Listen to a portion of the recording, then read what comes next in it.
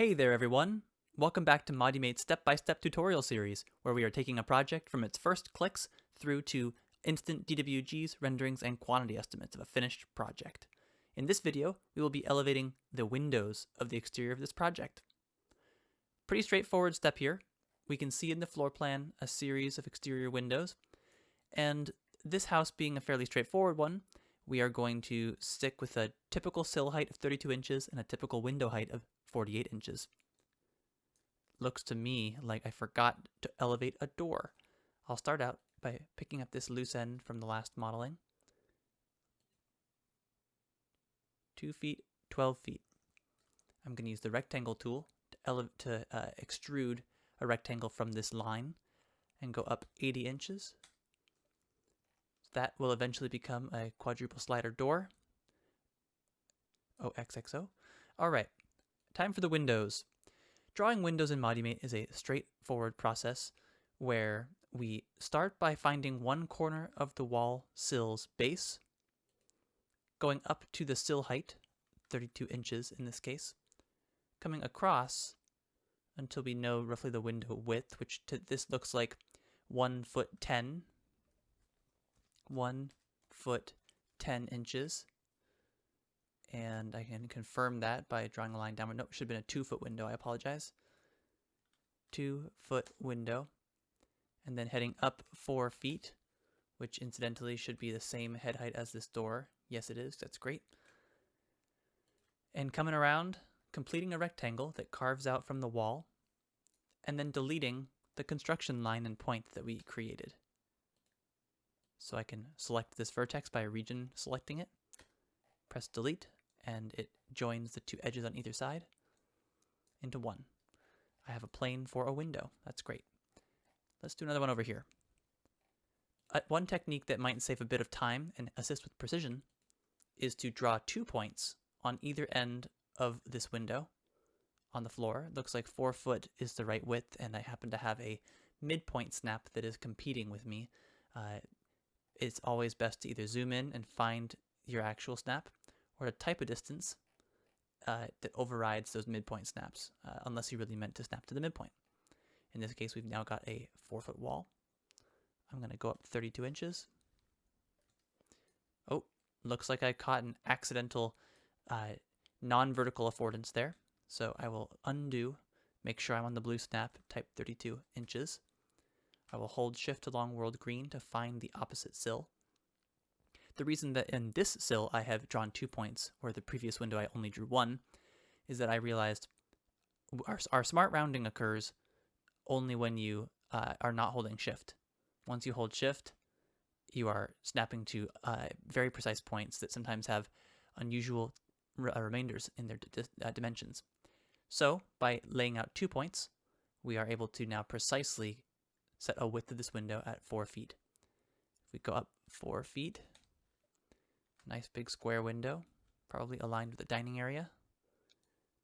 Looks great. We will now delete the construction line and then delete the construction vertex. We're back, oh, there's 2 construction vertices. And we are back to having, if I select the image and hide it, having one nice edge for the whole room. Looks great, okay. UH to unhide. There are no windows in the kitchen. There may be one over this, we might decide to put one in over this counter, but because there are upper cabinets all the way across, maybe we won't. Here in this extra bedroom, we will go across. Matter of fact, this window looks centered in the room. So we will actually start from the midpoint and come out 2 feet, and then back 4 feet. We've now set our width appropriately. It looks like the floor plan may not have quite matched our dimensions, but we are being even more accurate by measuring off of the midpoints of our massing graph, assuming the assembly here and the assembly here are offset similar amounts into the room. We come up 32 inches, and then up 4 feet, come over, down, and back, and then delete the construction elements one by one. You'll notice that if you select the construction elements one by one, they clean up nicely and join. If you select them as a group and press delete, it is too much deletion at one step for the planes to survive, so it deletes the floor plane and the wall plane. If I hide this image, the floor plane has been deleted as well. So instead, we delete one element at a time, and it joins either side. We can do the same thing with coplanar planes. If we had split this plane in two, selecting this edge alone is enough to join it back up. So selecting a single vertex or a single edge causes a joining activity. Back to our windows. This bathroom, I bet, has a high window. In fact, let's just add one because I know we'll want one. We're also missing a small furring wall here, so I'm going to use a rectangle tool. Come out 9 inches, come out 3 feet, and come back to this wall. Great.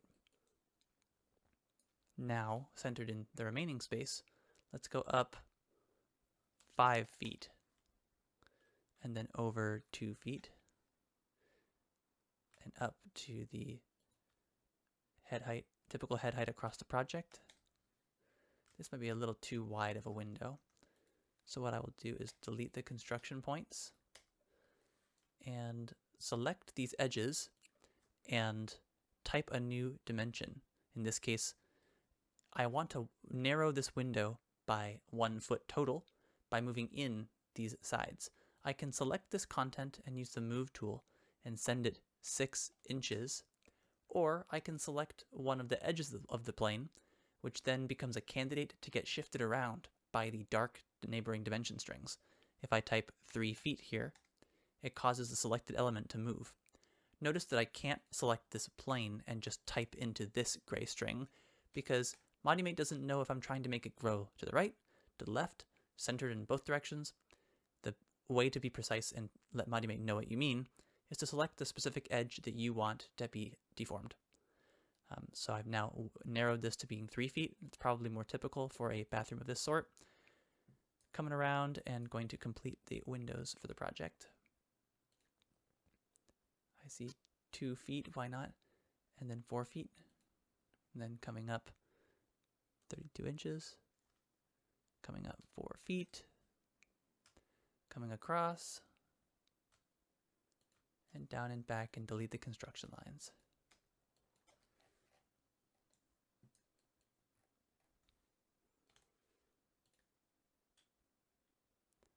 This window may not have a typical sill height. I'm gonna stick with the same sill height, but I have a feeling that in the real world this sill might be a little higher to keep out of the way of various obstacles on the floor of the garage. Okay, holding shift to align to various other elements in the scene, deleting my construction elements. I bet there's no window in this bathroom. Couple more windows to go and we're almost done. 1 foot 8, head on over 2 foot. This is a window alongside the head wall for the bed.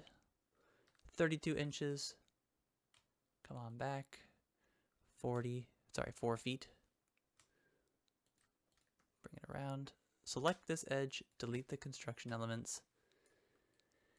And we are almost done. Last window. This window looks like it wants to be centered in the room. So I'm going to start here. And actually, this is an interesting example. I can see that the exterior wall is going to be offset significantly into the room, and that this wall is centered on its plane, which subtracts less area from the room.